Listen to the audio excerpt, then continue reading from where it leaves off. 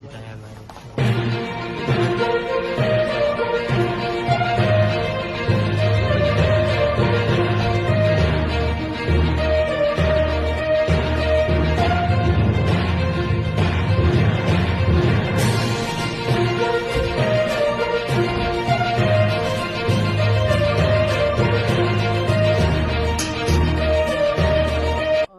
ಜೊತೆಯಲ್ಲಿ ಯಾವಾಗಲೂ ಶಕ್ತಿಯಾಗಿ ಅವಳಿಗೆ ಯಾವುದು ಥರ ಸಹಕಾರ ಬೇಕು ಅದನ್ನೆಲ್ಲ ಕೊಟ್ಟು ನಿಲ್ತೇನೆ. ನಾನು ಆಯೋಗದ ಅಧ್ಯಕ್ಷೆ ಅಂದರೆ ತಾಯಿ ಸಮಾನ.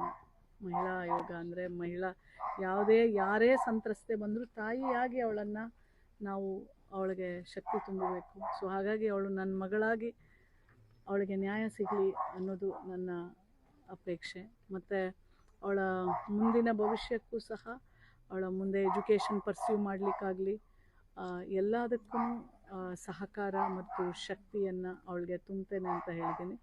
ಮತ್ತು ಕಾನೂನಲ್ಲಿ ಇಬ್ಬರು ಆಲ್ರೆಡಿ ಹೋರಾಟ ಮಾಡ್ತಾ ಇರೋದ್ರಿಂದ ಅದ್ರ ಬಗ್ಗೆ ಕಮೆಂಟ್ ಮಾಡೋದು ಬೇಡ. ಕಾನೂನಲ್ಲಿ ನ್ಯಾಯ ಸಿಗುತ್ತೆ ಅನ್ನೋ ನನಗೆ ಸಂಪೂರ್ಣ ಭರವಸೆ ಇದೆ.